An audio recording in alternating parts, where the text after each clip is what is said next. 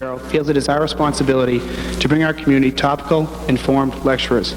Randy Shilts is perhaps the most knowledgeable journalist on the AIDS epidemic.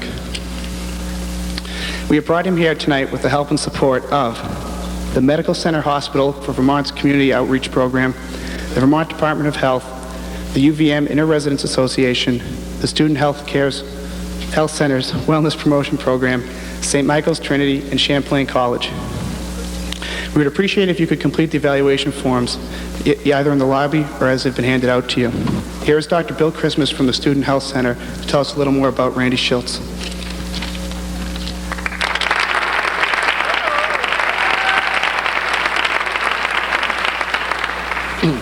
Thank you, Paul.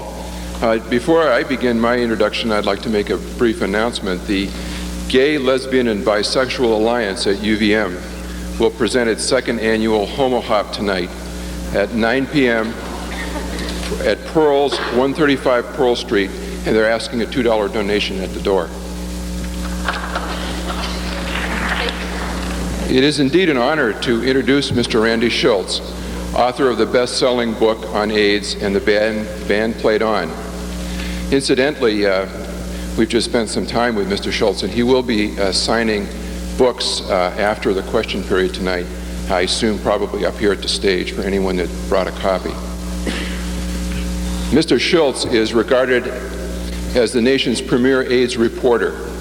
He began covering AIDS for the San Francisco Chronicle in 1982 as the only reporter in the country assigned full-time to this subject. During this period, he broke a number of key AIDS news stories, which were syndicated in the Washington Post, Chicago Tribune, Miami Herald, and the Denver Post, to name just a few. He has also appeared on national television, and he told me earlier tonight that his book has recently been made into a contract to become a miniseries on NBC television, probably within a year. As a physician interested in infectious diseases, I have followed the scientific aspects of AIDS closely, and I was very eager to read And the Band Played On. The book is certainly a masterpiece of investigative journalism. However, I was not prepared for the indignation I felt at the ineptitude with which our leaders handled the AIDS problem, nor was I prepared for the sheer power of the book, which skillfully intertwines the political, scientific, and humanitarian threads of the AIDS epidemic. In a recent interview, Mr. Shilts said that these days he prefers to stick to stories related to AIDS policy to protect himself from the growing pain he has experienced as he has had to watch his friends become ill and die of AIDS. Most of us in Vermont have been spared this pain thus far, but the time of reckoning for us is here. It is with both excitement and foreboding that I welcome Mr. Shilts to the University of Vermont to address us on politics, people, and the AIDS epidemic.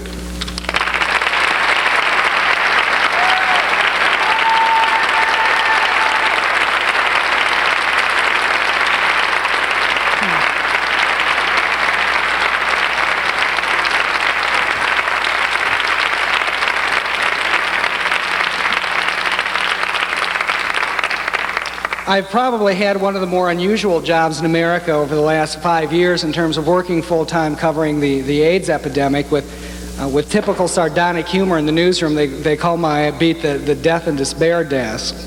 It does have its moments sometimes. Earlier last year, I went back to the town I grew up in, Aurora, Illinois, which is a small town in the cornfields 50 miles outside of Chicago. And I'll tell you, I don't think that there is an act that better defines revenge than to go back to your small town high school principal, introduce yourself as an alumni who's now a gay reporter at the San Francisco Chronicle, and then ask what he's doing to stop the spread of AIDS in his high school. The unusual thing in the book tour, we got, of course, a lot of media, and part of that, when you do that, I did 17 cities, and you do a lot of radio talk shows where people call in. And you end up doing little loops where you sort of say the same thing again and again. And so somebody called in. I was doing a radio by phone from San Francisco to a radio station in Davenport, Iowa, which happens to be the town that I was born in.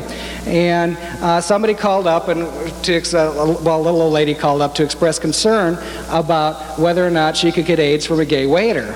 And I've got a little prepared story I tell whenever anybody asks that, because I always try to point out that you can use common sense when you talk about AIDS transmission. Because if it hasn't happened, it probably, at this point, it probably isn't. And particularly with gay waiters, the joke I tell is about how in San Francisco, it's an old San Francisco joke, how many heterosexual waiters in San Francisco does it take to screw in a light bulb? And the punchline is both of them. We don't have heterosexual waiters in San Francisco. And if you could get AIDS from a gay waiter, all of Northern California would be a wasteland. Not only that, you could get a parking place in San Francisco, which right now is next to impossible. But then, so I said this, and I just sort of thought that would end it like it normally does. And there was sort of a long pause, and she just had the sweetest little old Iowa lady voice. And then she said, well, what if that gay waiter goes back into the kitchen and ejaculates into my salad dressing? I'm not kidding. I swear to God. I just tried to imagine this person who would create this scenario. More imagination than I do.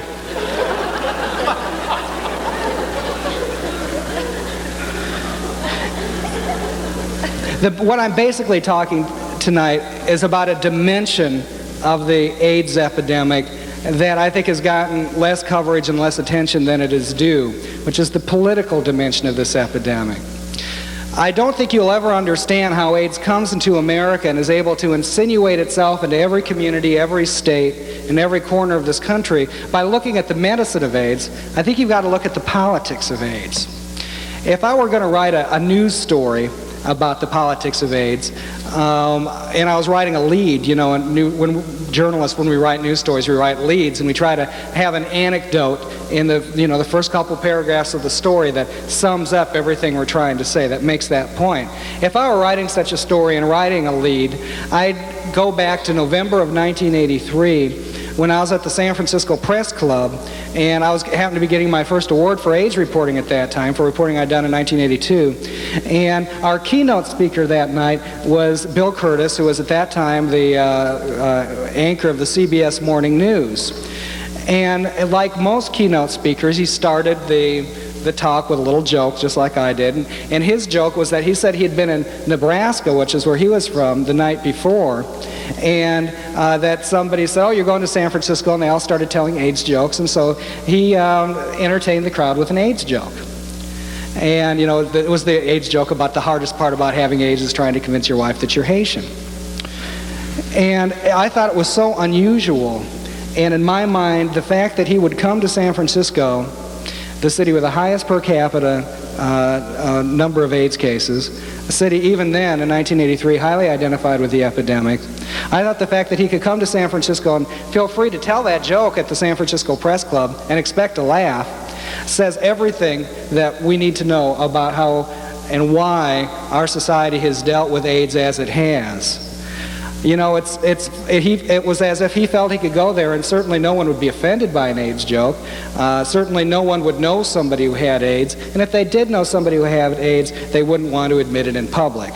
And certainly since he was dealing with the San Francisco Press Club and dealing with our reporters, he felt that, of course, in the presence of the media, he wouldn't have any trouble joking about AIDS, because after all, the media was treating AIDS as something of a joke anyway.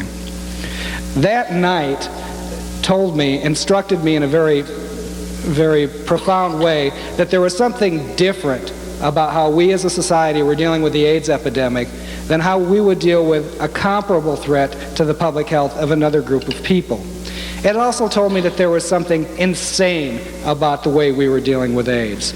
I think that insanity can explain why today there are 50,000 AIDS. Actually, I wrote these notes a couple weeks ago when there were 50,000 AIDS cases. Today, just a couple weeks later, there are over 52,000 AIDS cases. I think that insanity goes a long way to also explain why in a matter of weeks, that the number of people diagnosed with AIDS in the United States will exceed the number of American servicemen killed in Vietnam. In a matter of weeks, it will exceed that. And last night, when President Reagan gave a State of the Union speech, he did not even mention that the fact that AIDS even existed. He showed no awareness that there even was an epidemic, and this is something that is going to claim that many lives. That, I would suggest, is absolutely and utterly insane. Now, as I talk about sort of trying to give you an analysis of the AIDS epidemic tonight, I'm going to ask you to do two things. First, I'm going to ask you to adapt a historic perspective and look at this look at this epidemic historically. I think sometimes when we've lived through all of a period of history, that we forget that what we are involved in and what our lives has become part of is indeed history. And in the United States now, we have 6.5 years of history of the AIDS epidemic, and 6.5 years, I would suggest, of mistakes in dealing with it. The second thing I'm going to ask you to do is to examine your bias, because I feel prejudice has everything to do with how our society has and has not dealt with the AIDS epidemic. I think bias and prejudice explains why, for example, when we have news stories about babies who got AIDS through a blood transfusion, these infants are invariably referred to as the innocent victims of this epidemic. If they are the innocent victims, I have to wonder who the guilty victims are.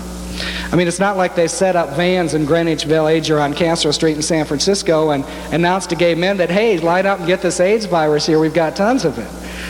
But yet, no matter how crazy that whole discernment sounds, it's fascinating that there is this distinction made between the innocent and guilty. Essentially, those we should feel sorry for and those we should not feel sorry for. You know, the typical gay man or intravenous drug user who gets AIDS in January 1988 was given a mean incubation period of 7 years for this disease. This person was infected in January 1981 before the existence of this epidemic was even detected in the United States. Now, is that person guilty? I don't think it'd be rational to say so, but then prejudice is not really a rational commodity. I want you to keep this historic perspective and as well as an awareness of prejudice as we talk about AIDS tonight. Because I believe very fundamentally that the AIDS epidemic did not need to happen in the proportions that it did happen in the United States. After all, let's look at the United States. We have the best medical system in the world. 1/8 of our gross national product goes solely into medicine. I mean, it's a sum of money that exceeds the annual gross national products of most of the nations on this earth. Clearly, we have the most lavishly funded research bureaucracy in the world, both in the health research bureaucracy of the National Institutes of Health and in the private sector, universities and private businesses. And we clearly have the most sophisticated network of public health agencies, the local level, state level, and federal level, that exists to stop epidemics. And making sure that the scientific establishment, local public health, and the medical system works and does its job right, we have the most unfettered news media in the world, the institution that is supposed to act as the public watchdog. And all of these institutions failed. Now, they did not fail because the nation lacked resources to fight AIDS. They did not fail because we lacked the intelligence to fight AIDS. They failed because we did not have the will to fight AIDS, and our defenses were short-circuited by prejudice. Because of that, the question essentially shifted from how we were going to fight this epidemic to whether we would fight this epidemic. And at that time that we took to make that decision about whether we would mobilize against this disease, we lost time. And during an epidemic, time is your great enemy. Because even if you as a society are not moving, that disease does. And that's what happened with AIDS. As we go back to the historic view, we have to, I think, start with looking at the Reagan administration. Fact was, this is the first cases of AIDS among 6 gay men who were suffering from a rare pneumonia in Los Angeles. These cases were detected in June of 1981. That's when they were announced by the Centers for Disease Control. This was 5 months into the first term of the Reagan administration. It was very bad timing to have a new epidemic appear during this particular administration. This was an administration that was committed to doing one thing beyond all else, and that's keep a lid on domestic spending. Secondly, another aspect of this was that this administration was elected by a new constituency, a conservative constituency in this country, a key part of which were newly energized religious fundamentalists who had strong moral objections to the rising influence of the gay community. Consequently, this administration was the first that was elected with an openly articulated anti-gay position. President Reagan, when he was getting the litmus test questions by the moral majority and other religious groups in the 1980 presidential campaign, had to state flatly out that homosexuality was a violation of the Judeo-Christian code. Consequently, he had an administration that not only didn't want to spend money, but had a key part of its political constituency telling them that it was wrong to spend money. I think during the first 5 years, however, that the budget influence and the budget priority of keeping a lid on domestic spending was really the most operative factor in delaying our nation's response to AIDS. You know, there was never any step in the early years of AIDS, there was never any project that was too small to get caught up by the penny pinching of the Office of Management and Budget, which was carrying out the Reagan mandate. Now, this slowed our understanding. The lack of resources profoundly slowed the understanding of the nature of this disease, how it was spreading, how we could stop it, how we could institute measures to stop the spread of the nation's blood supply. I think I'll give you an example. I think one of the key things you can look at, one of the key scientific breakthroughs we needed to get on with the business of fighting this disease, was in looking for the virus that caused AIDS. Now, history shows that this was not a difficult virus to find. Every research group, and there were 3 research groups that made separate isolates of this virus, every research group that did this did so within 7 months of when they began looking. The problem was getting people to start looking for this. Now, outside of the government, there are a number of researchers who are very intrigued by AIDS from day one and who wanted to find the virus.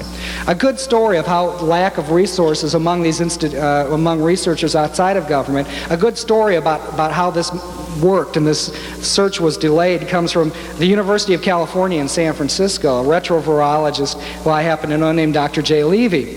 In August of 1982, after the first cases of AIDS among hemophiliacs were discovered, he began to hypothesize that a retrovirus could indeed be the cause of AIDS. And that's what he studied, and he wanted to start looking for it.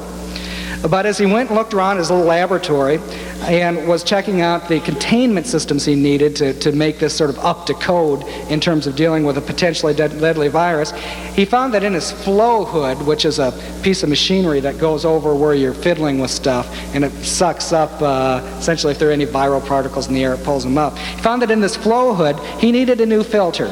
That new filter cost $1,500. So it's only $1,500. He went to the chancellor of the UC system and said, gee, I need $1,500 for flow hood. Well, there wasn't, AIDS wasn't very sexy back then, and the chancellor just couldn't give it to him. He wanted to get money from the National Cancer Institute, which is he'd gotten grants from them before, but this was 1982. The epidemic was only a year and 2 months old, and the National Cancer Institute had not even begun to make the first move toward getting money to researchers outside the government.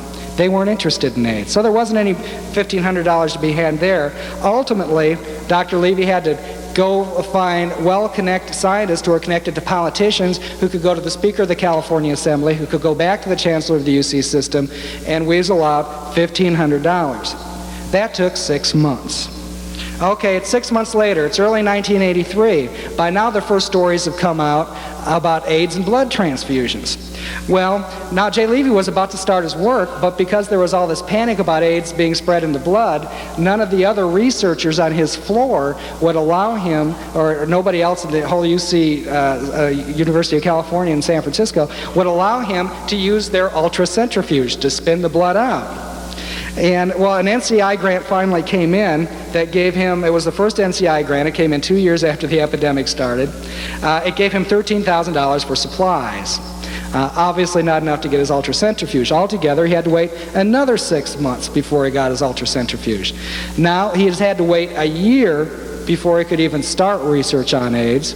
And within 6 months, he became one of the 3 scientists in the world who had isolated the AIDS virus. He could have gotten started a year earlier had he had one ultracentrifuge, one $1,500 filter for his flow hood, and he didn't have it. And I tell you, when you go out and talk to researchers and scientists who have been involved with AIDS from the beginning, there are stories like that coming from every corner of this nation. Now, there was an institution that had tons of money they could have been spending. It was the National Cancer Institute. But none of the scientists at the National Cancer Institute thought that that was a very interesting problem. The National Cancer Institute was part of the National Institutes of Health. In fact, the National Institutes of Health was just so completely removed and aloof from the problem of AIDS that among congressional lobbyists who were interested in getting money, NIH came to stand for Not Interested in Homosexuals. But on April 11th, 1983, the National Cancer Institute, they got their top honchos together and they said, you know, we're going to start looking for the AIDS virus today. You know, we're going to get together, we're going to mobilize, we're going to find this virus. Not coincidentally, April 11th, 1983 was also the first time that AIDS appeared on the cover of a national news magazine, on the cover of Newsweek. Okay, and indeed, within 7 months of that meeting, the National Cancer Institute, researchers at the National Cancer Institute had isolated their own AIDS virus. Whether or not it arrived in the mail or they actually isolated is a matter of some debate. But but anyway, they had their own AIDS virus. Now think about this. So we don't get an AIDS virus then. We don't have it announced, really, one that people will accept, and we'll talk about that later, till early 1984. This could have happened 2 years earlier. Why is it so important to get a virus? You can't even start to look for treatments against this virus until you know what you want to knock out. You can't start to look for vaccines. You can't start to screen the blood supply. And all of this was stopped because in the federal government nobody was interested and the money didn't exist outside the government. Again and again, even after this, and unfortunately, even to this day, it seems that nothing is too small to dilly-dally AIDS research. One of my best stories, I think one of the best stories that I uncovered doing the book, came out of the Centers for Disease Control. Typical story of AIDS, especially in the first 5 years. This comes from the Centers for Disease Control, the laboratory where they're working on AIDS. And they've got the AIDS virus. It's late 1984, and the head of laboratory activities was very troubled about what the workers in the labs had to go through because they'd work with AIDS virus with their little lab instruments all day. But because they had these horrible antiquated labs, they couldn't sterilize. They didn't have an autoclave in there to sterilize, so they had to put all their instruments in these trays and then go to the door, turn the knob while they held the tray in sort of one hand, and then then finally get it unjuggled when they got the door open and take it down the hall and sterilize the instruments. Now these instruments and these people have been dealing with pure AIDS virus all day. So the head of laboratory activities, a guy named Dr. Don Francis, got very concerned and went to and said, well, what we should do is get swinging doors like they have in hospitals so they can back out with their instruments and maybe they won't get virus all over the doorknobs and won't drop the stuff. So anyway, he went to the engineers. The engineer said, oh no, it's going to take 6 months before we can get you swinging doors. You know, we don't have the money, we don't have the personnel, we can't put them, we have to do all the paperwork. So then Dr. Francis, after he tried a month or so to get swinging doors, he got the idea of getting European-style door hooks on the doors so he could take so that the people would at least be able to hold on to their contaminated instruments with both hands while they opened the door with the hooks. Well, it turned out there wasn't an account to get the new door hooks, and the engineers were slow. Every meeting, Dr. Francis would bring this up. Every meeting, every week of the AIDS task force. Finally, 4 months later, he was able to get installed 2 $2.75 door hooks. Typical story. This was going on at the same time that the Reagan administration was sending health official after health official to testify before suspicious congressional committees and say again and again that AIDS was this administration's #1 health priority, that AIDS researchers in this government had all the money they needed for AIDS research. Stories like this told me that you could sum up the Reagan administration's AIDS policy with one sentence. First, the Reagan administration did as little as they possibly could do to fight AIDS, and then they lied about it. Now, why was this? Nobody ever said anything blatantly anti-gay. I never heard from anybody, and I talked to a lot of people in a lot of meetings, who went to a lot of meetings. Nobody ever heard anybody say, they're only homosexuals, let them die. They're only black junkies from the Bronx, let them die. Nobody ever said that, but clearly the fact that AIDS was hitting whom it did hit created the political reality that there was no compelling political necessity to move. There was no reason to change the priorities of this administration. No reason to change the priority that said at all costs you have to hold down domestic spending to at all costs we've got to stop this epidemic. Clearly, had it been anyone else, we would have seen a much more vigorous response. You don't have to look much farther than the Legionnaire syndrome. You don't have to look much farther than the Tylenol situation. Happened same time as AIDS, late 1982, October 1982. 7 people are stricken with cyanide-laced Tylenol in the Chicago area. Centers for Disease Control dispatches hundreds of investigators to go to Chicago. The city, the state of Illinois, hundreds of people are dispatched to look at this. Food and Drug Administration, you've got researchers working around the clock, lab personnel, going through every bottle of Tylenol they can find. In fact, within 5 weeks of when those 7 people were poisoned, you had the Food and Drug Administration release entirely new guidelines that we still live with today for the packaging of over-the-counter pharmaceuticals.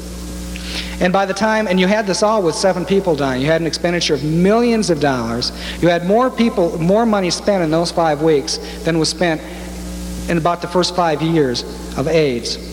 And that's because this was a threat to the general population. I think another very instructive analogy dealing with our president, in fact we've just had it today, is our president's fascination with liver transplants. Now, there are a lot of kids who need, apparently need organ transplants, and what there was a period of time there when hardly a Saturday radio address would go by when he wasn't making a plea for this or that child. Today he gave $1,000 for Tabitha, a child who needs an organ transplant.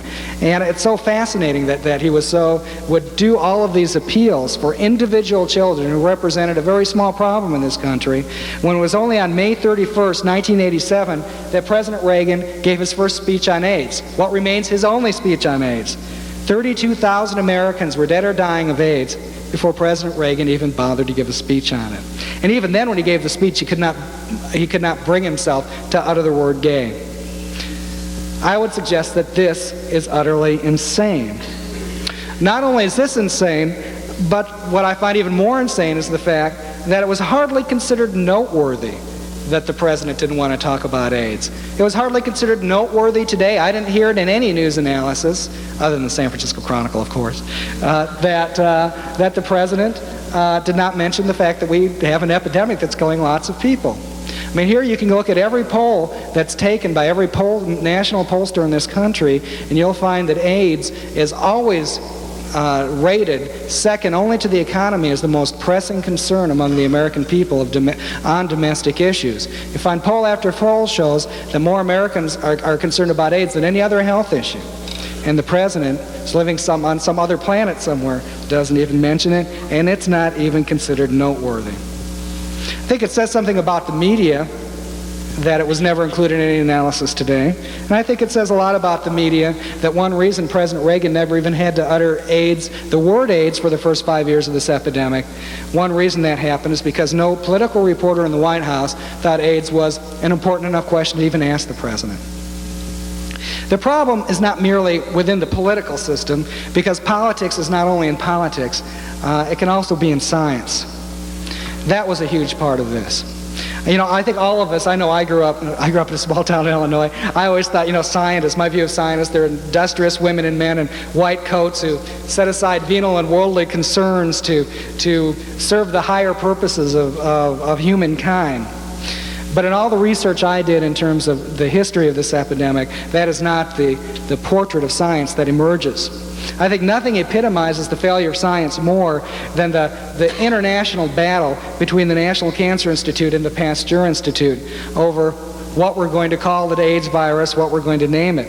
Story starts on in January 1983 when researchers at the Pasteur Institute in Paris discovered a new human retrovirus. Now that's fairly remarkable. You don't discover new human viruses every day. They found it in the lymph node of an AIDS patient. Actually a lymph node of a person who had early AIDS symptoms. It's never gotten AIDS to this day. The first they were going to call it RUB. They rearranged its initials. But then other people said, maybe you should change the name. It sounds a little gross considering it's this disease.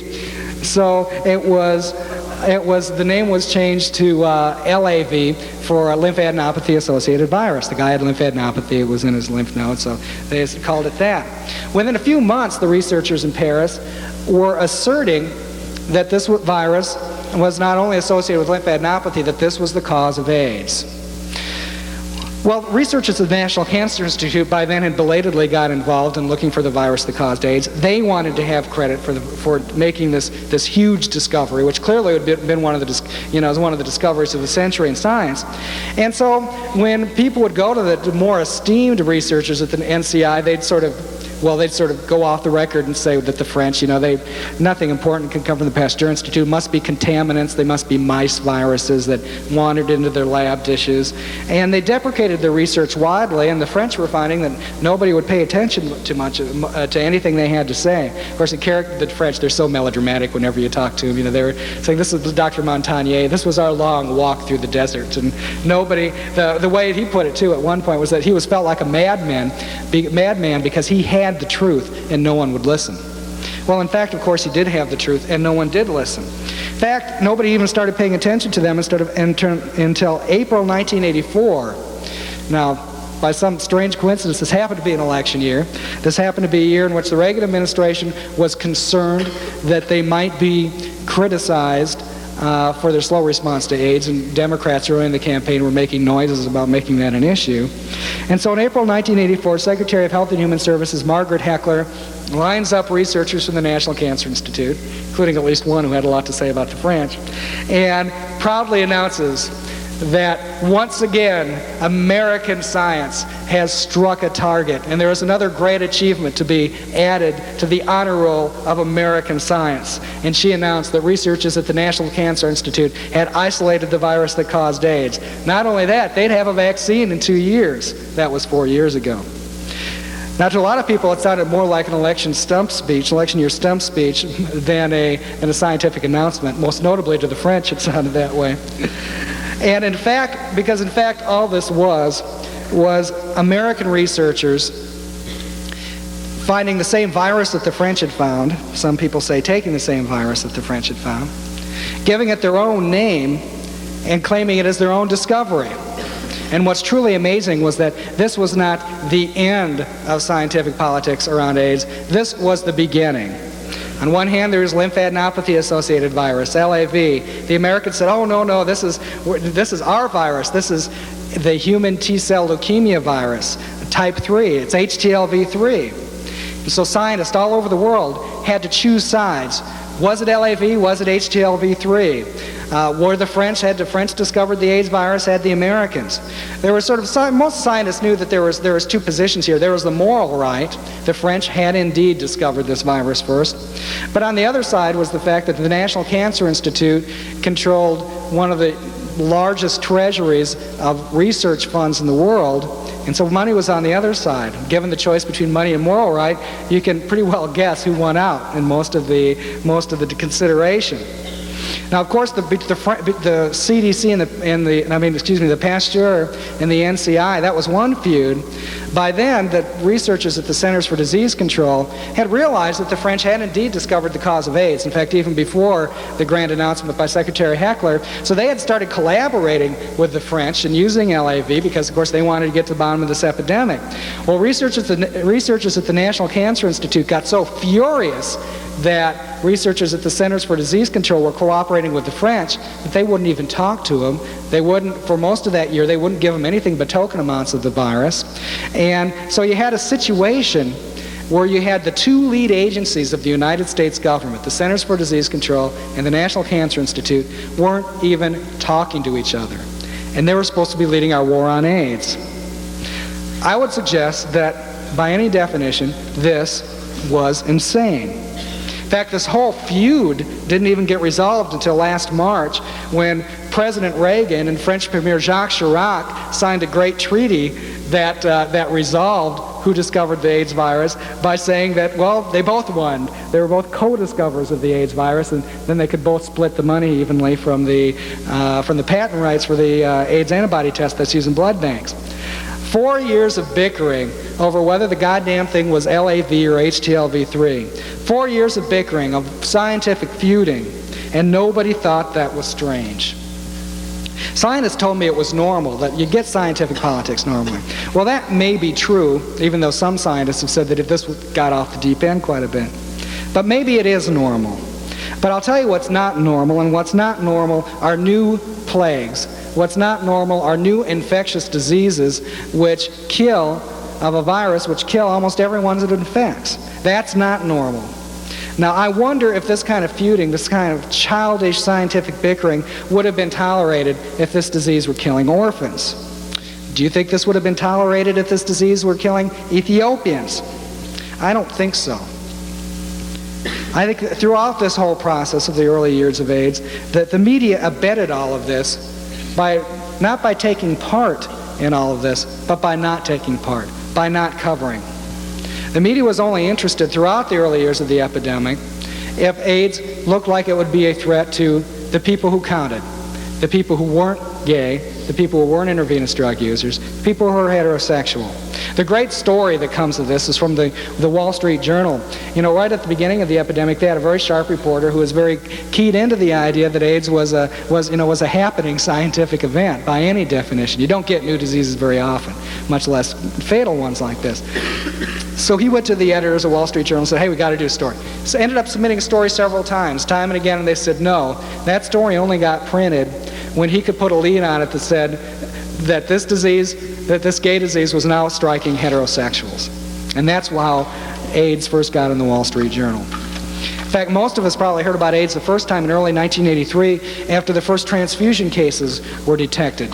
And once AIDS looked like it would be a threat to the general population, the media started covering it. There was that huge blitz of AIDS coverage in 1983, and then it faded. In fact, it faded for a couple years. I remember covering it. I remember April of 1985 came, and the caseloads were approaching 10,000, and I thought, surely, 10,000. It's a nice round number. It has lots of zeros on it. It sounds meaningful. It certainly sounds significant. And I thought, certainly, it's going to hit 10,000, and there's going to be a burst of media stories on this. Just didn't happen. Now, what was it that changed the media's attitudes about AIDS? Was it that editors suddenly realized there was a calamitous threat to the public health? Was it that they realized that this could bankrupt cities with the medical cost, overwhelm hospitals in major urban areas? Well, that's not what really changed it. What changed it was the fact that a movie star collapsed in the lobby of the Ritz Hotel in Paris. And the announcement of the diagnosis, the fact that Rock Hudson had AIDS in July 1985, separates the before and after of this epidemic. I mean, there was AIDS before Rock Hudson and AIDS after Rock Hudson. It divided it the way the birth of Christ separates our millennium. Of course, by that time, 12,000 people had already been diagnosed with this disease in the United States. And by then, the disease had reached every state of the Union. It was everywhere. The tragic irony, of course, was that by the time the media started paying attention, which ensured that the government would start paying attention, it was really too late to stop the march of this disease. We could try to slow it, which is what we're trying to do today, but it was too late to stop it. And even then, the media just, at first it was so skittish about getting involved. But I think the best story about this came out of, I was talking to Congressman Henry Waxman, who's from L.A., and he was the lead congressman on dealing with AIDS issues in the House of Representatives. And when the first reports about AIDS, about Rock Hudson having AIDS came across from Paris, he got a call from a producer of Face the Nation. And the producer said, well, we want to have you on with Margaret Heckler to talk about AIDS on Sunday. And he thought he was so excited because even though it was 4 years into the epidemic and AIDS was a real big deal, there had never been a network public affairs show on Sunday that dealt with the AIDS epidemic. But as he's about to hang up, the producer said, well, I just want to let you know, though, if it turns out Rock Hudson doesn't have AIDS, we're going to cancel the show. Now, since then, since the Rock Hudson revelation, we've had an avalanche of news stories. I always compare the media coverage to AIDS to the Mississippi River. It's been a mile wide and an inch deep, at this incredible surface, but I think still rather shallow. But let's look, how much of the fundamental change, how much of the fundamentals of how we as a society have been coping with AIDS have changed. I would suggest that many of the same problems existed today that existed throughout the epidemic. They're in a larger dimension, it's more talked about, but in a way, I think we're still making a lot of the same mistakes. Let's look at some of the great AIDS stories from the last couple of years. I think the first one is the heterosexual hype around AIDS. You've got to remember, right about the time of the Rock Hudson revelation, public health officials, scientists, researchers, people in AIDS organizations had been dealing for 4 years with the news media that only cared about AIDS if it looked like it was going to affect heterosexuals. So they got very smart and realized the only way they're going to get government action and media attention, and the two are very related, was if they made and talked about AIDS as a heterosexual problem. Well, of course, reporters were always looking for a new angle to a story. That gave a new angle. And if you look, you can go back to 1985, the first big heterosexual, what I would call hype, that started around AIDS, started with Life magazine to cover no one is safe from AIDS. And they had a picture of an intravenous drug user who had AIDS. They had a picture of a hemophiliac with his wife and child who had gotten AIDS from him. They had a picture of a transfusion recipient who had AIDS. And they said, these are the new risk groups. These are the heterosexual victims of AIDS. Well, intravenous drug users, hemophiliacs, and transfusion recipients had been identified as people who got AIDS for years. If they were new, they were only new to Life magazine. What made it new was that the Life magazine could do a story on AIDS and the general population. There was no statistic that was too small to blow up and say, aha, AIDS is about to become a heterosexual pandemic. I remember when the percentage of AIDS cases that were contracted through heterosexual activity rose from 1.2% to 1.7%. There are headlines across the country, 50% increase in rate of AIDS among heterosexuals. The high point came last year. Time magazine did their cover story on The Big Chill, which was AIDS in heterosexuals, and they interviewed somebody who got AIDS from a man who got AIDS from a single heterosexual pickup in a singles bar in Marina del Rey. One epidemiologist I talked to said that the reason that they waited until 1987 to print that story was that it took them 6 years in order to find such a person. Because, in fact, AIDS was not then, and does not today, indicate that it is going to become a pandemic out of heterosexual singles bars and white middle class enclaves. Now, there is reality to the threat of heterosexual AIDS. It's a small percentage. Right now it's 2.3% of cases of AIDS in the United States were contracted heterosexually. And there is a reality, but it's not a singles bar reality. The reality of heterosexual AIDS is that virtually all of these cases are among the female sexual partners of intravenous drug users. That means they're largely black or Hispanic women, and they largely live in New Jersey or in the Bronx or in poor parts of Brooklyn and New York. Virtually all the cases are in New Jersey and New York. Now, where heterosexual AIDS is a problem, it is a huge problem. I mean, look at that study that came out of New York a couple weeks ago. 1 in 61 babies being born in New York City are infected with the AIDS virus. When you go over to the Bronx, it's 1 in 40 babies infected with the AIDS virus. That means that 1 in 40 of those mothers were infected. That's a very serious problem. Unfortunately, we're not going to see as much stories about that as we are going to see about Marina del Rey because, again, of who is getting this kind of AIDS and who is not getting it.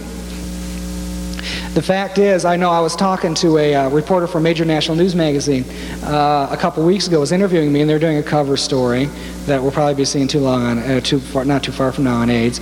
And it's a debunking heterosexual AIDS story.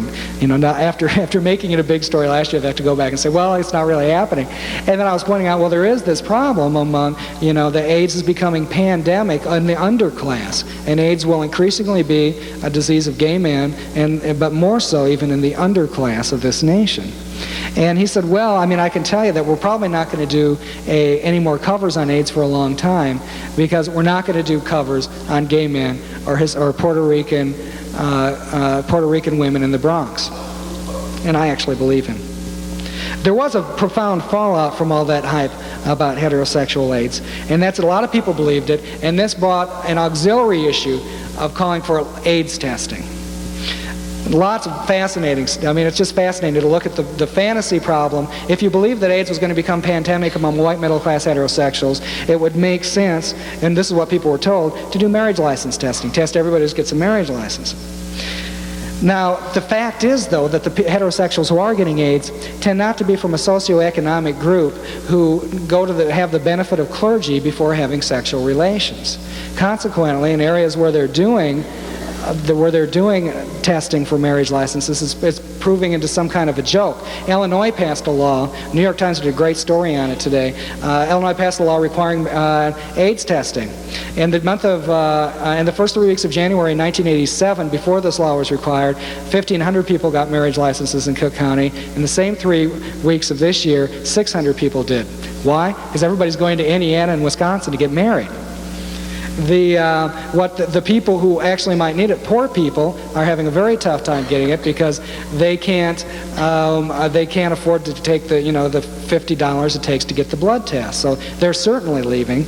And the place where they're giving it out free was Cook County Hospital, and Cook County Hospital is so overwhelmed with people, they just had to say, no, we can't do it, that they treat people who have a disease, and the chief of staff there said, we do not consider marriage to be a disease. And so it's proved to be this failure, and everybody who has gotten tested is tested negative. Marriage license testing is one of these things that sounds like you're doing something very profound. It gives that illusion of reaction that has nothing to do with the reality, the socioeconomic reality of AIDS. It's politicians responding to an illusory problem in the media, and not public health people responding the way they'd like to a real problem that exists in our society. Mandatory testing. I get a kick out of mandatory testing. Everybody talks about it. All the politicians are saying, should we have mandatory testing? How in America are we going to have mandatory AIDS testing? Are we going to have little teams of people running through the streets, holding down anybody who looks like an addict or a homosexual, and holding their arm down so we can pull blood out? That's what mandatory testing is. You're going to have to do something like that. And then, once you do the mandatory testing, what are you going to do? Unless you intend to separate people, and if you're going to separate out the 1.5 million Americans who are infected with this virus, you'd need the state of Texas. There are some people who might suggest that this whole idea of mandatory testing or separation might somehow be inimical to let's just say antithetical to sort of our democratic traditions in this society. But yet everybody's talking about it. It gives that illusion of action with no results. And testing is the great AIDS issue of this year. There's another fascinating issue about AIDS that I personally think should be one of the two great issues, and that's the issue of education and prevention. Obviously, we don't have a vaccine, we don't have meaningful treatments. The only thing we can do to stop the spread of this horrible virus is education. Should have the highest priority. Well, at first, the federal government just didn't want to do education. For years, what they do in order that they didn't want their fingerprints on money that was going to tell homosexuals how to have sodomy right, and so the piddling amounts they'd give, they'd funnel through the U.S. Conference of Mayors. Well, now they have to do something, but even that has become mired not in what's good for the public health, but what's good politically. The great example of this happened when Senator Jesse Helms, what a piece of work, Jesse Helms.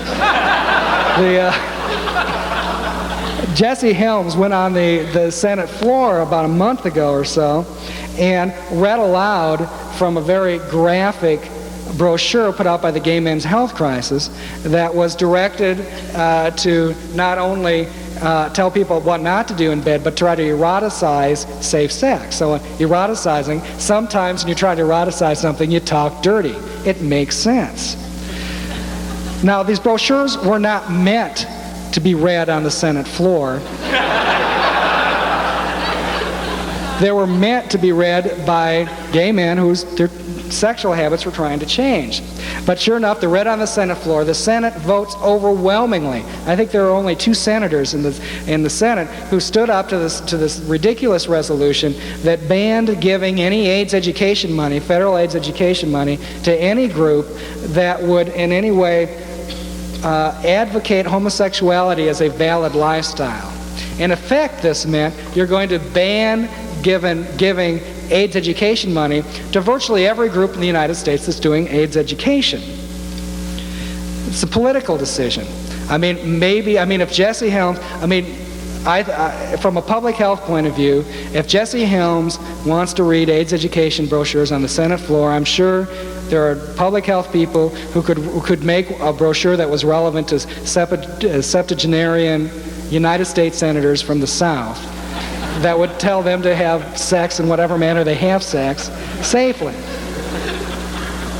But when you're trying to change people's behavior, whether it's intravenous drug use or gay sexuality, it makes sense to make messages that are relevant. But yet, that very political decision from the Senate floor is not going to be delaying AIDS education. Again, I just can't think that this is anything but insane. And who's going to die because of it? Some gay men, but it's largely going to be black and Hispanic women in the Bronx.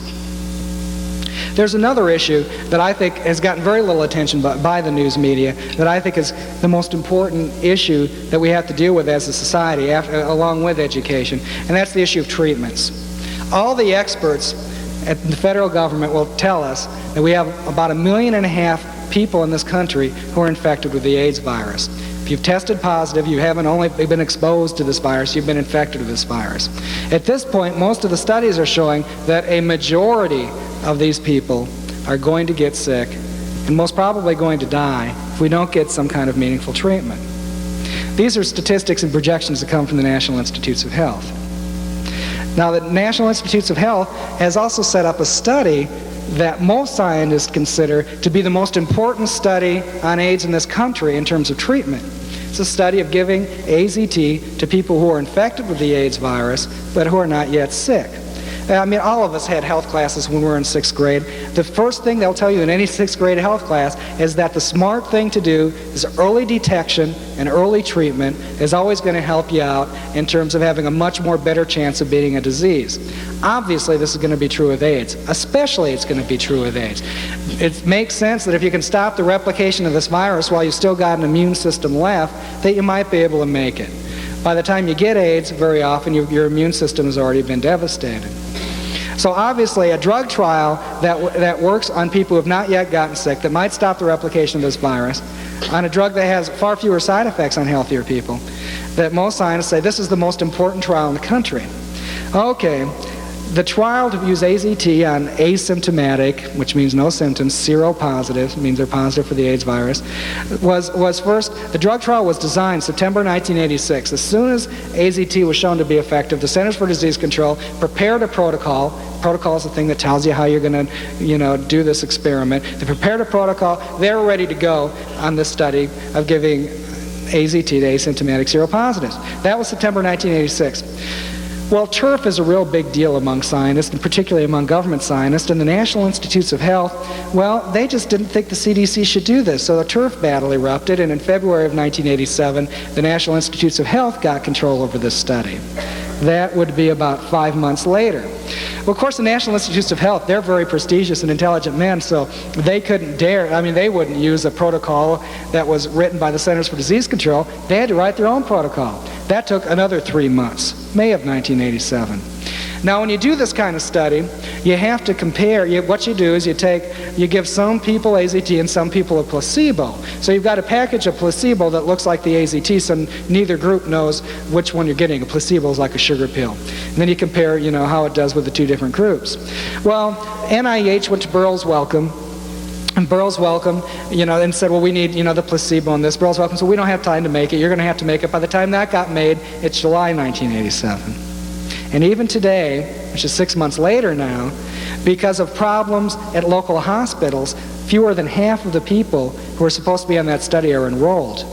Because, you see, if you want to go to Mount Zion Hospital in San Francisco, or any hospital, to do an experiment that involves drugs with people, it has to go through the Institutional Review Board.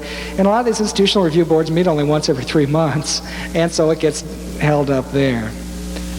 Here you have, so it's been about 1.5 years since this study was proposed, and it's still not underway.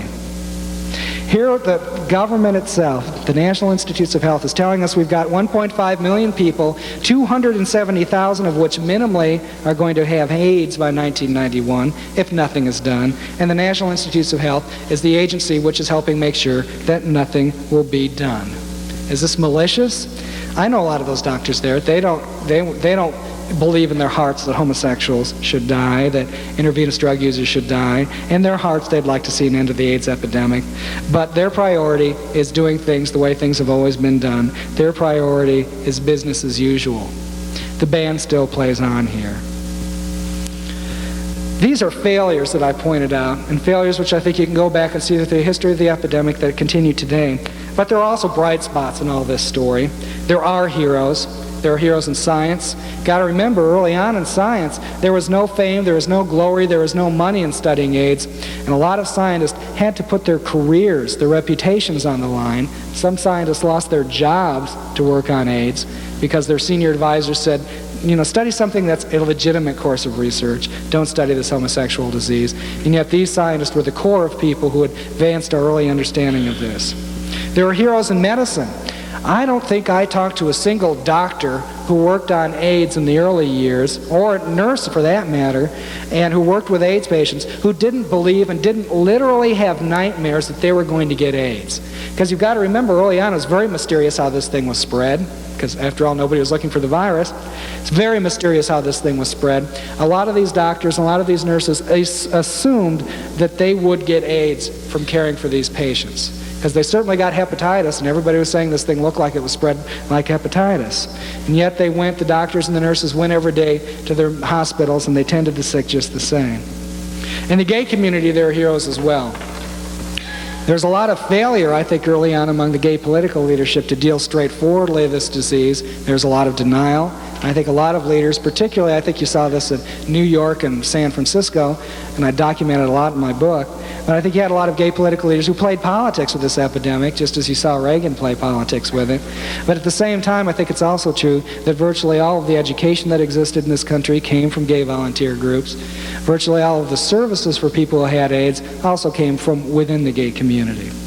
And there were heroes among people with AIDS, people who early on, when nobody was paying attention to this epidemic, defied social ostracism, defied their own terminal prognosis to try to alert people to the threat that this disease posed to our society and to try to make people care.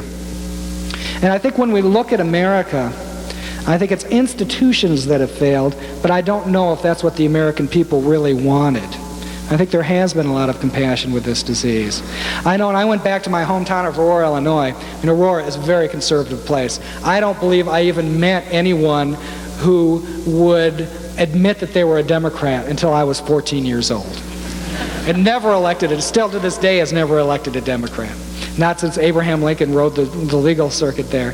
And when I went back to Aurora last year, the people who worked with AIDS and people in the health department, a county that has 4 AIDS cases, they said that in 1986 there was a lot of AIDS hysteria, especially with the first AIDS, heterosexual AIDS stories came out, and that people thought everybody should take the test and anybody testing positive should go to Idaho. I've never figured out what Idaho's going to do with all these people. Everybody says Idaho. But anyway, that there was that hysteria at first. But what they also said was that by last year, the workers at the Kane County Department of Public Health were getting more phone calls than they knew what to do with from people who wanted to help out. People from the Junior League, people from the local Methodist Church, people from the local Bar Association who all wanted to do something to help people with AIDS. I think this challenge is something that we're all going to face in the future. Ultimately, for all of us, AIDS is going to be a personal issue. For me, it's before I left here, it was a very personal issue. I had to go to the AIDS ward at San Francisco General Hospital and see a friend who's sick with cryptococcal meningitis, a brain infection. He's not a movie star. I care anyway. He doesn't care whether he's infected with HTLV3 or LAV. All he knows is there's this horrible virus that he hopes does not kill him. He considers himself an innocent victim. He considers himself part of the general population. And for him, the hardest part of having AIDS has not been trying to convince his wife that he's Haitian. Maybe you think as you hear this that AIDS is something that's distant from you. I mean, here we are in Vermont, has 25 cases, that it's not going to touch you. Vermont has 25 cases. Let me tell you about the first story I did in April of 1982. I did my first story on AIDS for the Chronicle. When I did that story, there were 60 cases of AIDS in the San Francisco Bay Area, essentially all of Northern California. There were 60 cases of AIDS. You could get all the surviving AIDS patients in one living room, or a majority of them, and that's what I did when I wrote my first story. That, we all sat down in the living room and talked. At that time, in April 1982, there were 330 cases of AIDS in the United States. Today, just in San Francisco, we've got nearly 5,000 cases of AIDS.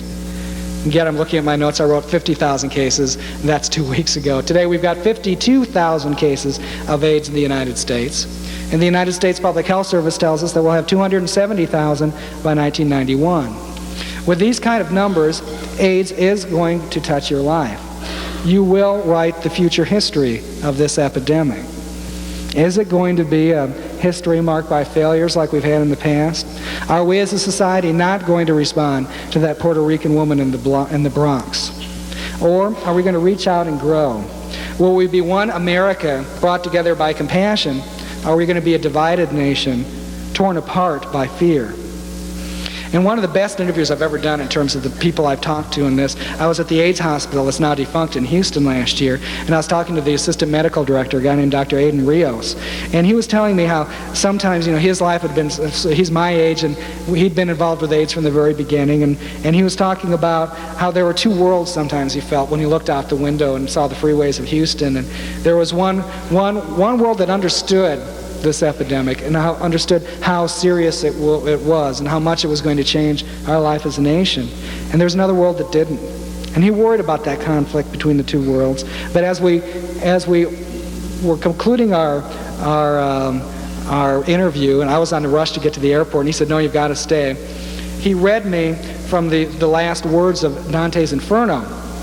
You remember at the end, he's been in hell all this time, and he comes back out at the end. I'm going to read that. I've abridged it a little bit. And the way it goes is, "There is a place below, which not by sight is known, but by the sound a river is making as there advance. There entered we upon that hidden way, the guide and I, regaining the bright world. We mounted up, he first and second I, till through a breach were there the way on bars, I saw the beauteous burdens of the sky. Thence came we forth to see again the stars." One day we will see the stars again. This epidemic will be over. But how we as a nation respond, how we as individuals respond, whether we respond out of fear or whether we respond out of compassion, that response will truly measure our degree of civilization. Thank you.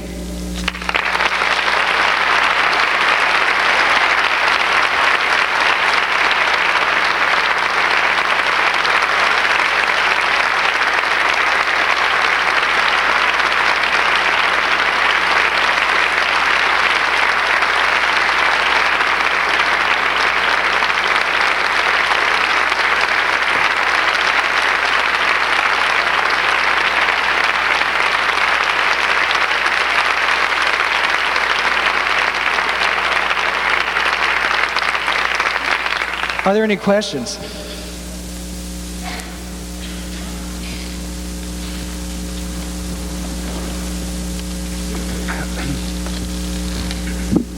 I'm interested in your reaction to the media's focus on the whole aspect of patient zero that you report about in your book, and what your reaction is to that. Utterly. It's interesting. I don't consider myself naive about the media. I've spent all my life, adult life working in the media, and I was totally blown away. I'll tell you the hardest time I thought I might get a hard time here because there's a lot of French Canadians.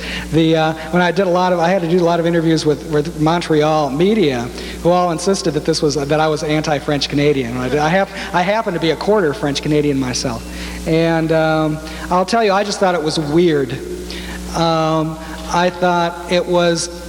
I knew it was newsworthy. I was proud of the investigative reporting I did on it, but I did not consider that story to be central to any of the themes in the book. The book was a political book. This was an interesting human interest story that elucidated some of the public policy issues, but I didn't think it was central. And it got totally absurd. I'll tell you, the absurdity was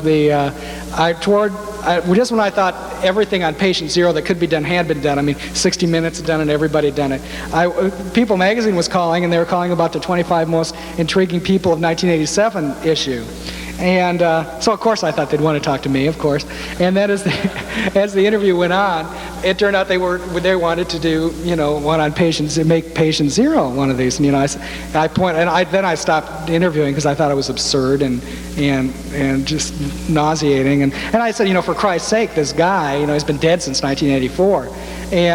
But sure enough, the 25 most intriguing people of 1987 came out, and patient zero was there right after Cher and right before Oliver North. And I couldn't, and I always just was struck by, what does it say about 1987? You did not even have to be alive in 1987, and you could be one of the most intriguing people.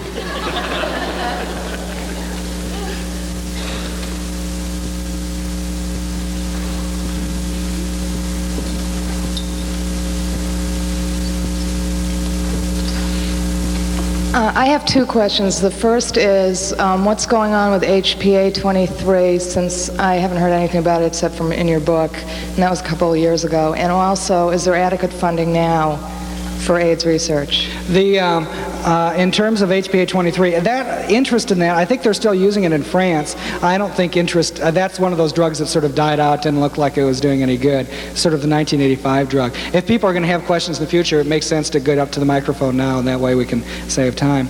In terms of adequate funding now, most of the researchers I talk to believe that there is enough money. The problem with AIDS research right now is the problem that I sketched out in terms of the study of asymptomatic seropositives, that they're still doing things the way they've always done things. And it's very much a business as usual attitude on the part of the National Institutes of Health. And that's where the problem is at the NIH and their arrogant bureaucrats who think that that the only person who has any right to tell them anything is God, and that's because they speak Latin to him every night, I'm sure. And so there's just that's the problem is getting the scientific research establishment, largely that at the NIH, to realize that we do have a crisis situation. And quite frankly, I think if this were killing anybody else, they'd act as if it were a crisis instead of acting like it was an outbreak of psoriasis. Yeah? How are other countries dealing with the problem, particularly Kenya? Kenya. Okay. I happened to have been in Uganda last fall. Kenya is not doing a good job at all.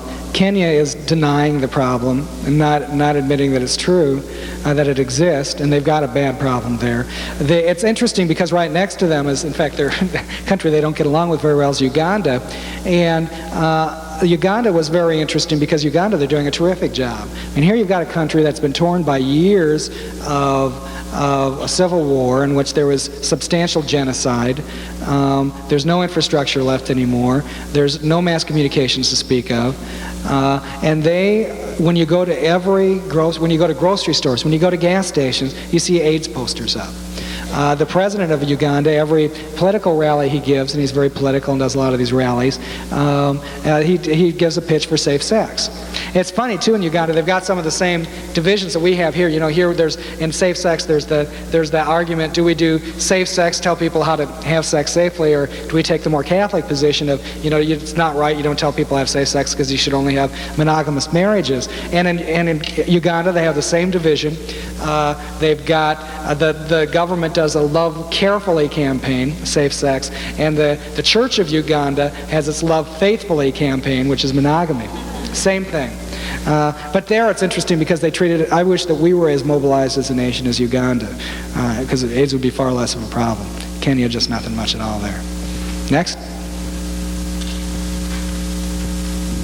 What do you think is the most effective way for people who are interested to do something about it? What's the most effective channel for changing? Well, you've got a group here called Vermont Cares. Seem like very nice people, I've met them. No, and they do good stuff. But frankly, if you want to do something, all these, I can't tell you exactly what to do, but I can tell you that the nature of the problem is political. The solution will be political.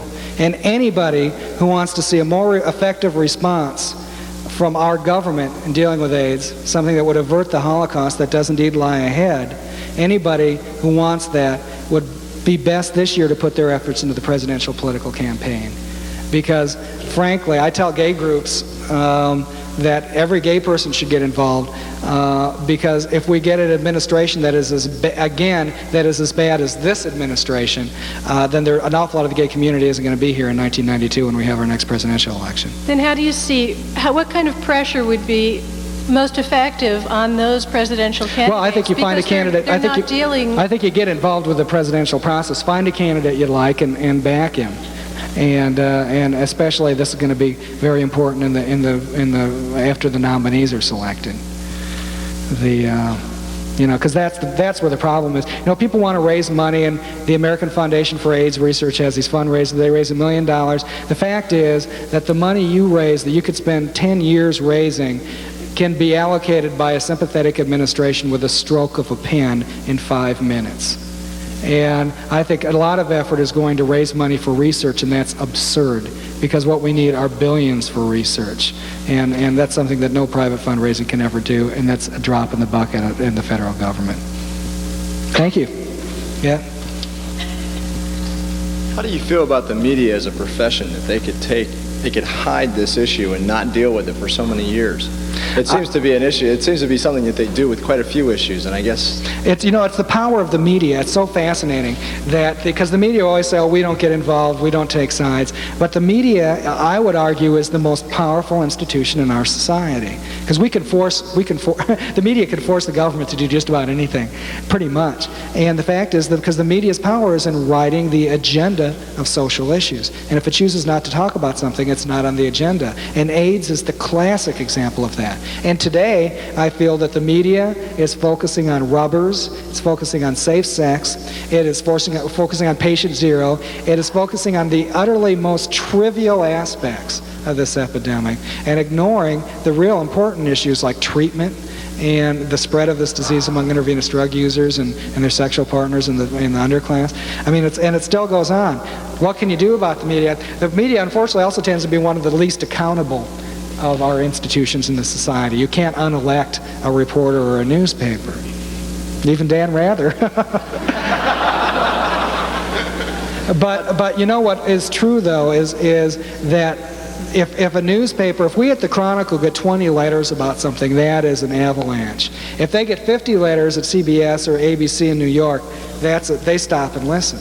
And that writing letters does make a difference. You really can, because since nobody writes letters, nobody ever writes letters, they're very sensitive to public response. And the media is basically, for all of its arrogance, it's also a very insecure institution. I mean, you can watch and see how the media went along with Reagan. And Reagan was elected by a landslide, no investigative reporting until they started looking weak, and then it was like sharks around the blood in the last year. But you can have an influence. I'm also curious how you feel about being involved with that, trying to do as much as you have. I mean, my own feeling is it would be incredibly frustrating to be shunned by so many different people. How is that for you? I mean, and how do you feel about still being involved with the media, and that they can ignore it so well? Well, the vindication has been sweet. I mean, it's why this book is a bestseller, is that it's all stuff. There's nothing in my book that shouldn't have been in the New York Times or the Washington Post 7 years ago or 5 years ago. Everything. I mean, I just did what any reporter did. I did Freedom of Information Act, got the memos, talked to all the key players. It's what reporters do. It's what you learn in journalism. I'm a good reporter, but I'm not God's gift to journalism. And I just did what any reporter should do and what any of them could have done. And the fact that they didn't do it, I think, is a testament to their overpowering bigotry, and that they just didn't care. In terms of personal frustration, I think early on it was very frustrating. I think one reason they've given this book so much attention is it's sort of their penance. But it's good for the book, but it doesn't solve the problem, which is the issues that are still not being covered today. Thanks. Following up on your suggestion to take political action, who would you like to see give next year's State of the Union address? Who would best serve the interests of AIDS and take on the advocacy of the problem? And number two, you've been interviewed on 60 Minutes by Larry King, by People magazine. Who's been the most interesting, and who wouldn't you bother with again? We'll start with the politics. I'm a reporter, and so I can't take sides. But I have a funny story. I don't know if you saw, the USA Today did a big profile on me when the book came out, and they said that they had some sentence like that I urged people to become involved in the process, and it said, Shilts claims to be apolitical, but when talking about Democrats and Republicans, it's clear that he's not pulling for the Republicans. I shouldn't say things like that. But no, I can tell you basically where the candidates stand, and people can make up their own mind. Very interesting how it's shaken down, too. On the Republican side, you've got George Bush, who has the unenviable position of running on the Reagan record. Jack Kemp is big into testing, spend billions on testing. Robert Dole is very interesting. Robert Dole has been very active on AIDS issues in the past year, has a full-time aide working out in the Senate, which is very unusual, and has taken a very responsible stand on AIDS in terms of basically a Surgeon General coup type stand. And I think what Dole is doing in terms of positioning himself is that he's trying to show he's a fiscal conservative and a moderate on social issues, which is probably a wise political formula for a Republican in '88. And so Dole has actually been quite enlightened on this stuff.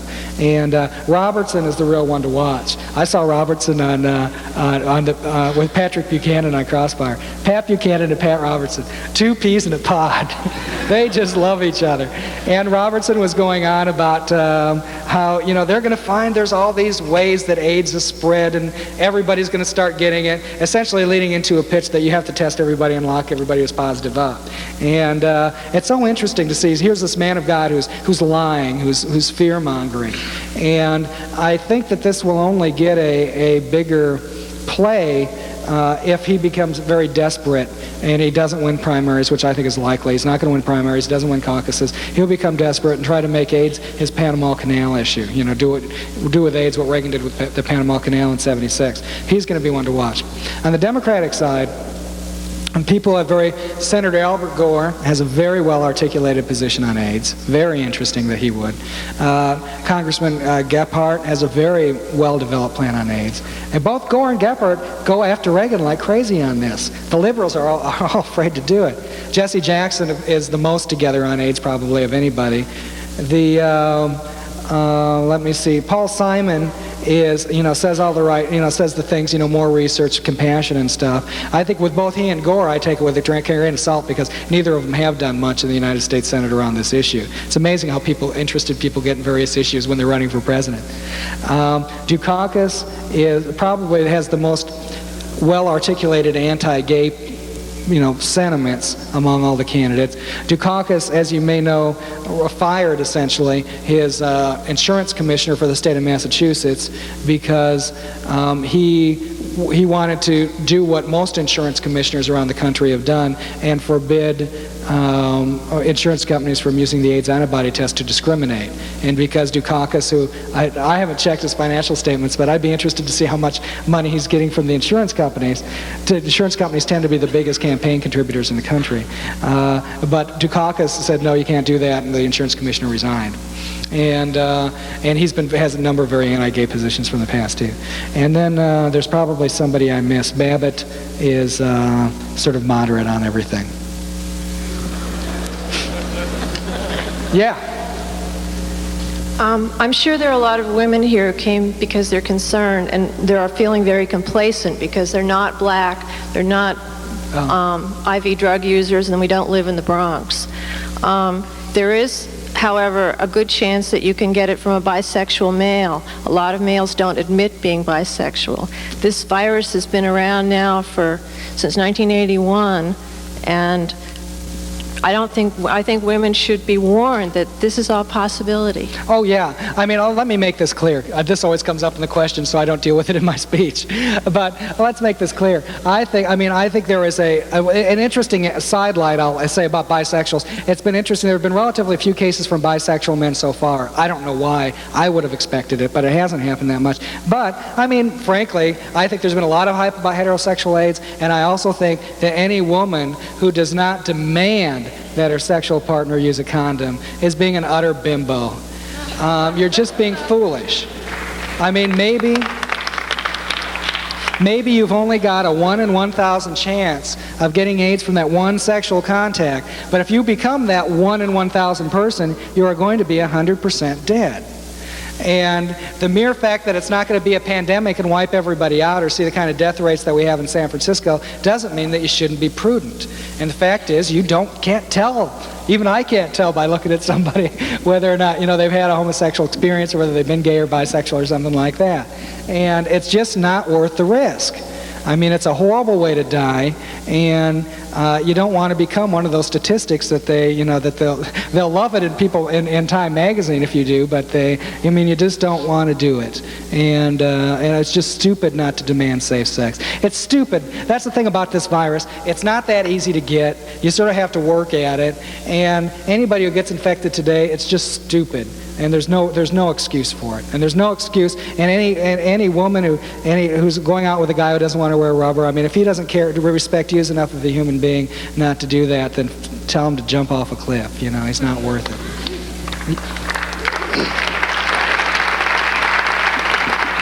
Yep. I know that the next wave of this epidemic is going to be in the IV drug users. And in the United States, we have a very serious drug problem, especially in the urban areas.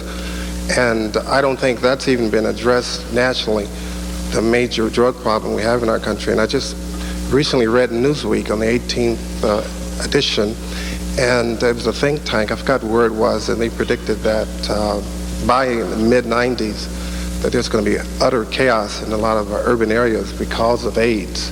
And it's indirectly connected to the drug problem, the social political problem of blacks disproportionately using drugs. And it's because of, I think, a lot of the economic issues that we are in today. And I was wondering, how do you think we can connect the drug problem with the AIDS problem? Those are really two very complex problems, and try to look at some issues. It's horribly more complex, because you've got, the brochures and the safe sex seminars, which work so well in the gay community, you're going to need more than that to deal with the problem of intravenous drug use. I think to deal with this problem, what you've got to do is get to the root of the problem, which is the fact that people are addicted to heroin and speed, and are shooting up drugs in large numbers. They're addicts. They have to get off of it. But if you look at the war on drugs, for example, it was totally targeted for cocaine and crack. It was targeted for drugs that affected white middle-class people.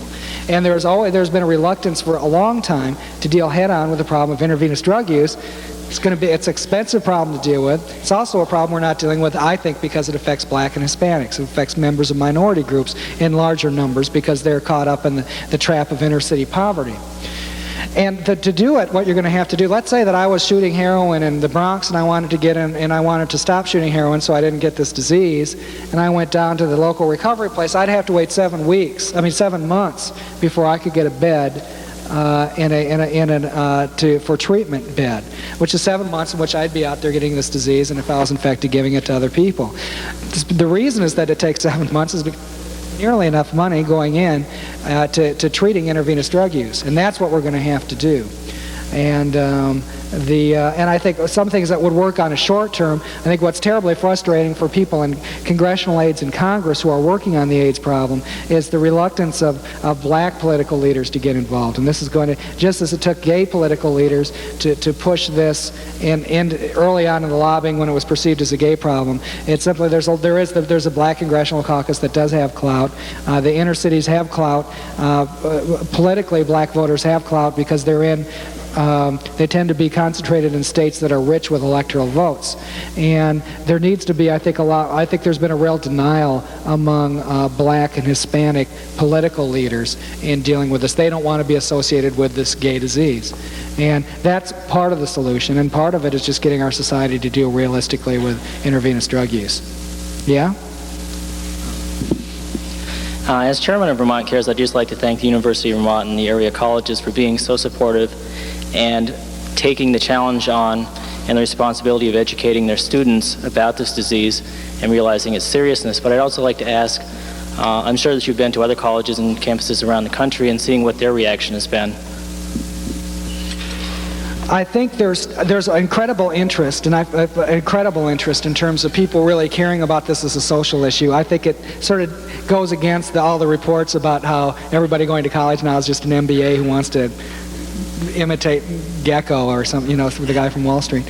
And I still think there's a lot of tends to be an apathy about it, whether it will affect people in college or not, because most of the people are young and haven't, most of you who are in college probably haven't had been in a position where you've got lots of friends like I do who have died, I'll be gone these 2 weeks, and just like I've gone whenever I leave for more than a week and I come back and picked up the local gay paper in San Francisco, I open it up and see a picture of somebody I know who's died. And very often there are people I didn't even know were sick. They just got sick and died in 5 days or something. And that's the kind of thing that makes you be very sober about this epidemic and about how important it is. And because so many of the people in universities are young and haven't been exposed to this kind of death, I think that sometimes there's a tendency not to take it seriously and think it happens to other people. And if you have that attitude, you're almost ensuring that it could happen around you. Yeah? Okay, if the disease did originate in Haiti, it would seem that no, it didn't. Africa, probably. Africa, maybe. Well, wherever it did originate, it would seem that would be the place to go now to find out where the disease will be here in a few years, as far as the percentage of people who would have it or how it's spreading. No, I don't think that's really accurate. You don't? No, I'll address it. Is that what you wanted me to talk about? Yeah, and okay. Specifically, I just wanted to know if the governments where, the countries where it did originate, if they are providing good statistics on what has happened. Yeah, Haiti's not at all. Haiti, just forget about Haiti. Who knows what's going on in Haiti? Nobody really knows. They don't like talking about it. Reporters can't go there to report on it. Africa now is starting to open up. After a lot of denial, they're starting to open up about the problem. And in Africa, it's almost it appears to, it's a heterosexual disease. But I don't think that that indicates where it's going to happen in this country. I think you have different customs in Africa, and you have different social factors, and you have different biological factors. One of the reasons that this disease spread so rapidly among heterosexuals in Africa is there's no health care. It's a very impoverished region. You have a lot of untreated venereal disease, which allows for open lesions on the genitals, which essentially gives you a blood contact when you have sex. So it's spread much more easily that way. You don't need open sores to spread this heterosexually, as a lot of women in New York can testify to. But that has ensured the rapid spread. Also, there are different sexual mores in urban Africa. You've got to remember, AIDS in Africa, like in the United States, is an urban disease. In traditional tribal settings, you don't have the kind of promiscuity and sexuality which spreads this disease rapidly. But you get into the urban settings where they've adapted Western ways, and you've got a lot of prostitution because it's such a poor part of the world that for a lot of women it's the only way you can make a living, and there aren't the taboos on it that we have here in Western society. So you have an incredible amount of prostitution, which more so than anything you can imagine in the United States, which is also a major factor in spreading this disease heterosexually. So you've got different factors in Africa than you've got here that don't really, people say, well, it happened in Africa, it's going to happen here. That's not really accurate. Are there any other questions?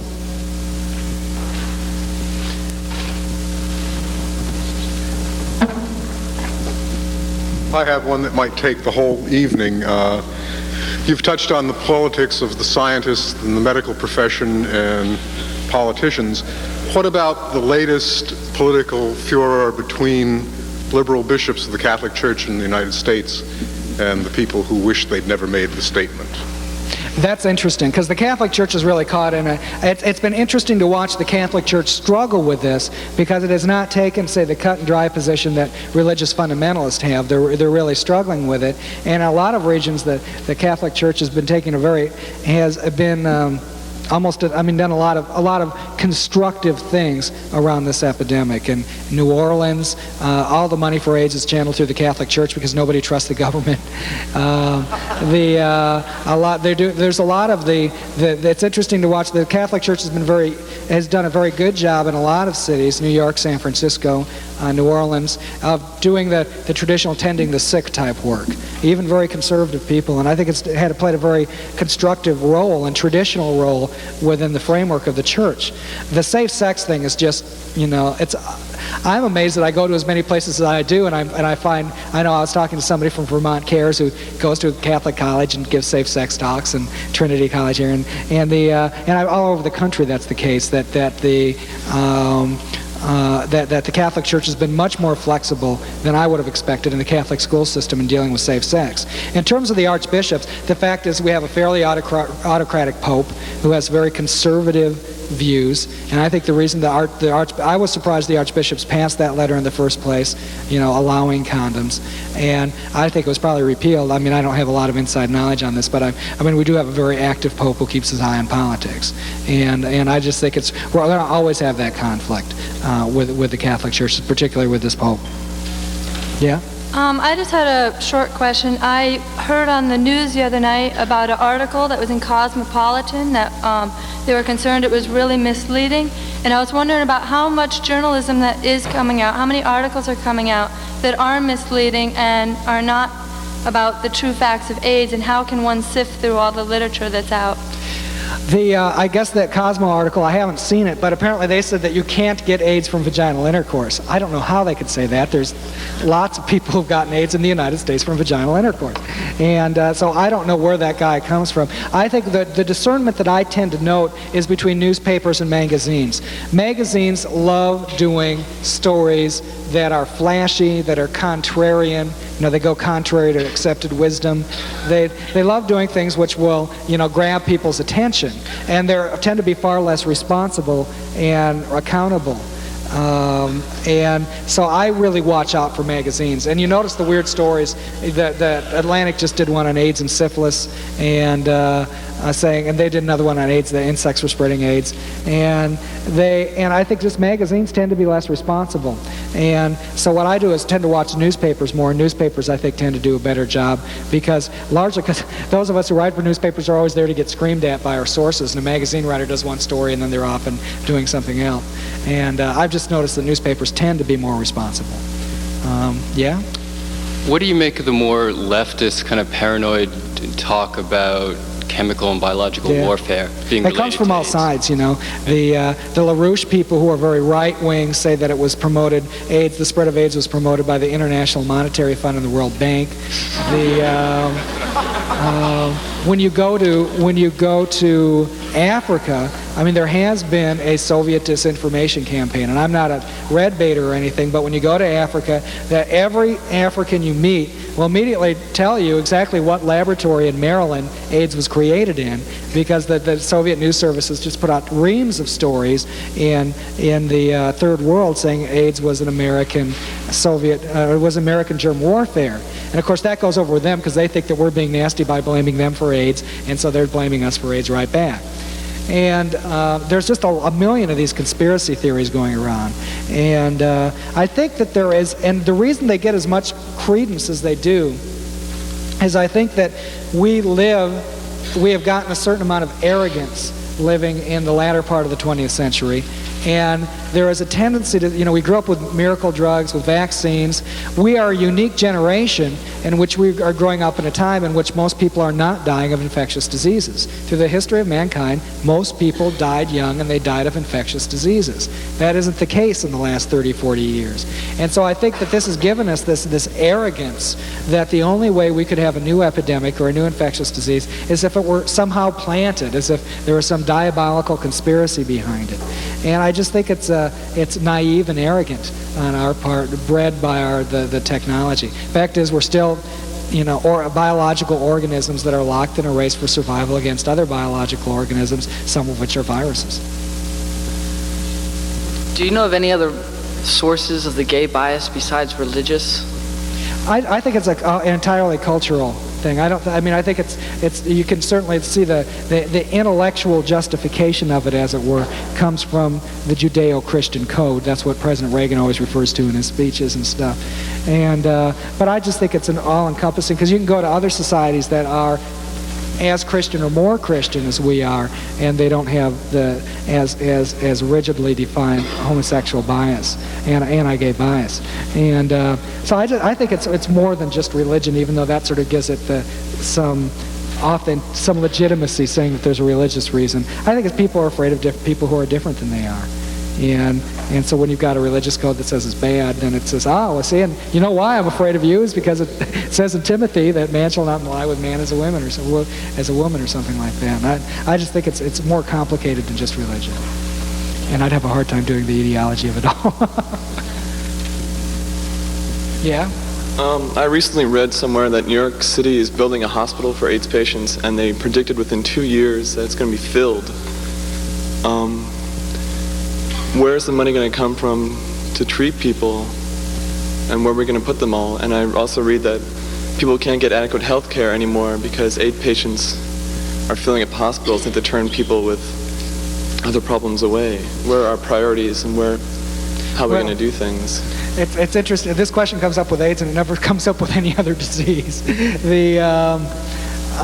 In terms of, they're not building a new hospital, they're just taking old hospitals that have been deserted and retooling them as places to go to.